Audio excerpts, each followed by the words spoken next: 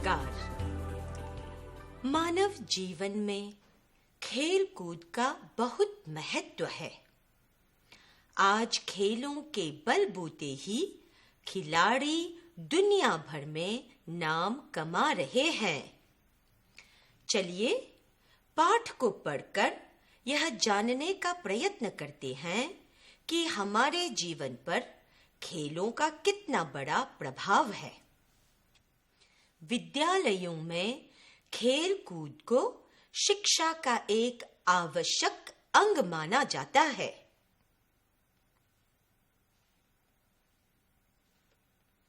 खेलों से संबंधित अनेक प्रकार की प्रतियोगिताएं आयोजित की जाती हैं।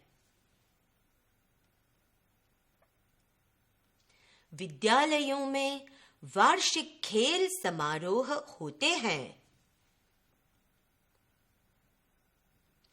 खेल प्रशिक्षक बच्चों को तरह-तरह के खेल खेलना सिखाते हैं।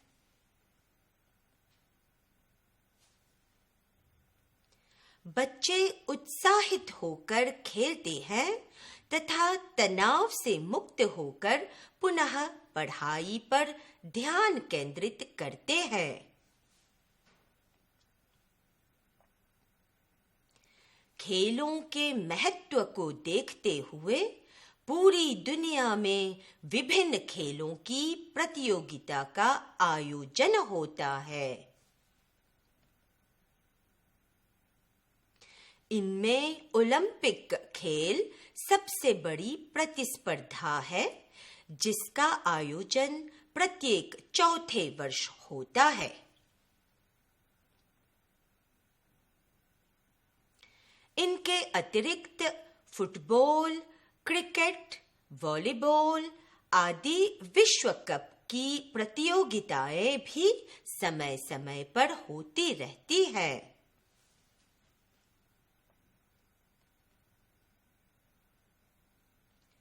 विभिन्न खेल प्रतियोगिताओं के आयोजन से दुनिया भर में खेलों को बढ़ावा मिलता है। दुनिया भर में फुटबॉल के प्रति युवाओं में बहुत आकर्षण है। टीवी या इंटरनेट पर फुटबॉल मैचों का सीधा प्रसारण देखकर वे आनंदित होते हैं।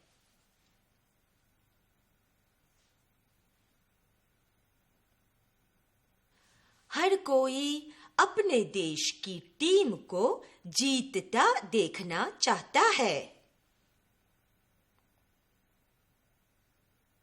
इस तरह खेल राष्ट्रीय एकता की भावना को बढ़ाने में बहुत सहायक होते हैं। जब कोई खिलाड़ी खेलों में अच्छा प्रदर्शन करता है, तब देश के गौरव में वृद्धि होती है। आजकल अच्छे खिलाड़ियों को बहुत सम्मान प्राप्त होता है। उन्हें धन भी प्रचुर मात्रा में मिलता है।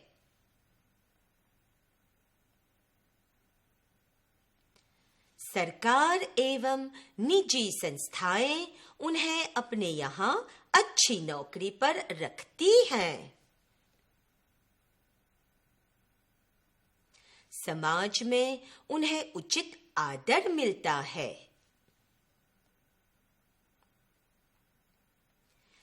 खेल कूद का महत्व दिनों दिन बढ़ता जा रहा है। हर देश की सरकार एवं खेल संगठन खेलों को बढ़ावा देने के लिए प्रयत्नशील हैं। बालकों, बालिकाओं तथा युवा पीढ़ी को प्रतिदिन कोई न कोई खेल अवश्य खेलना चाहिए।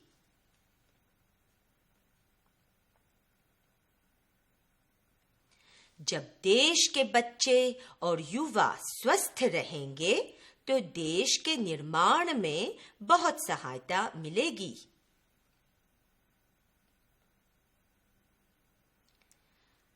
अब चलिए कठिन शब्दों के अर्थ को देखते हैं। उत्साहित, अत्यधिक खुश। पुनः, फिर से।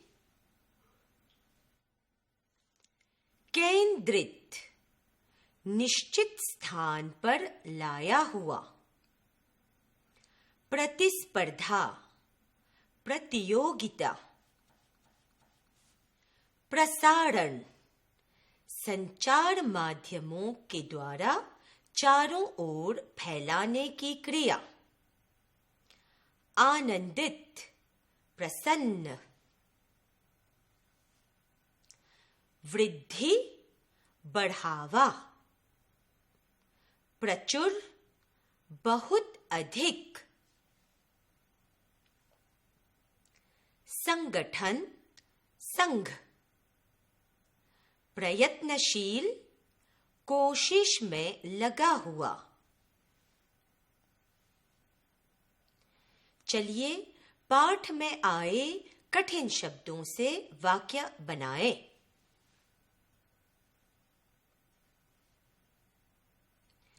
उत्साहित, वह अपने मनपसंद अभिनेता की नई फिल्म देखने के लिए उत्साहित है। पुनः, कहानी को अच्छी तरह से समझने के लिए छात्र उसे पुनः पढ़ रहा है।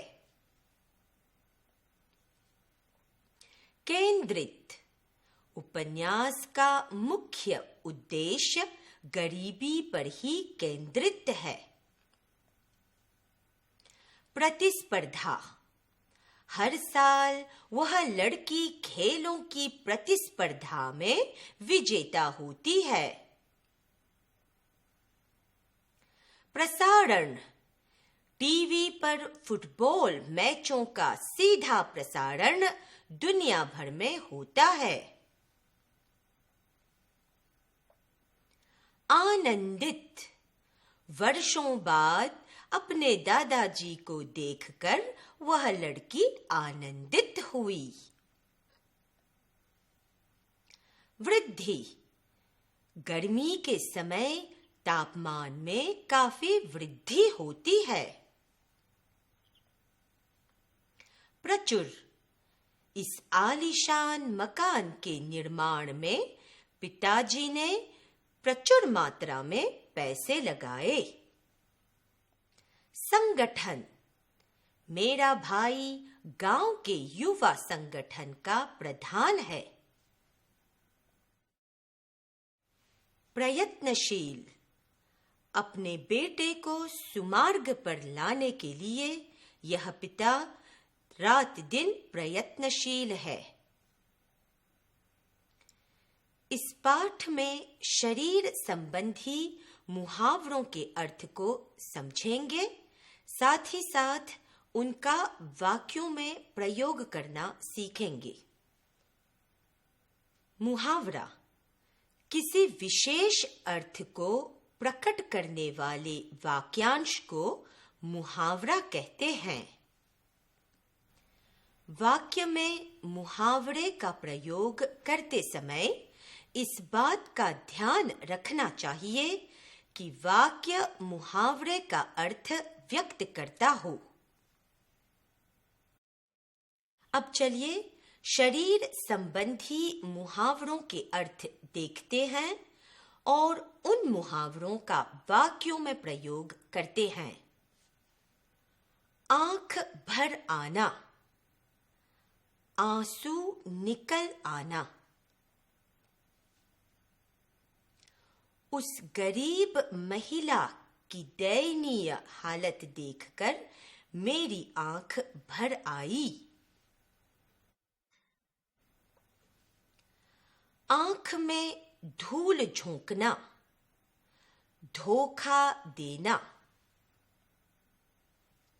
अजनबी ने अपनी मीठी मीठी बातों से बूढ़ी महिला की आंख में धूल झोंका।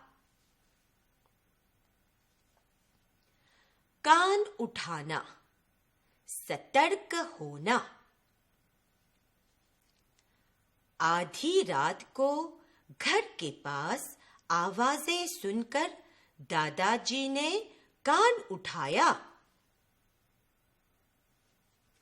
कान खाना, बार बार कहकर तंग करना। अपनी अजीब अजीब कहानियां सुना सुना कर लड़का सबका कान खाता है। नाक काटना, अपमानित करना।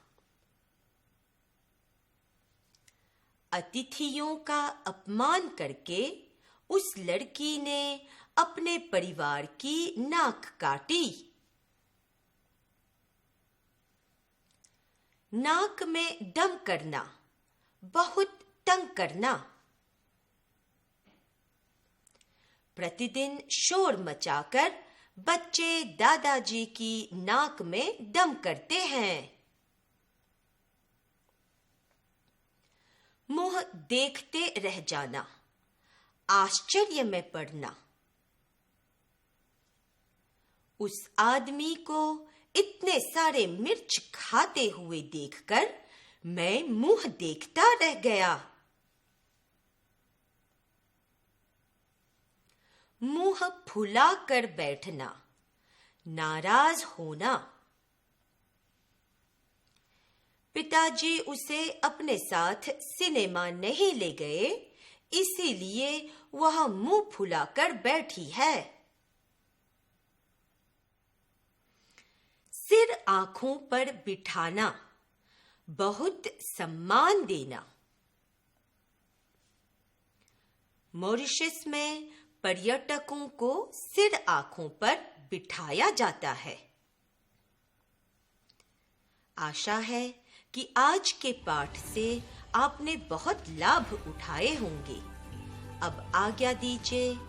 धन्यवाद और नमस्कार।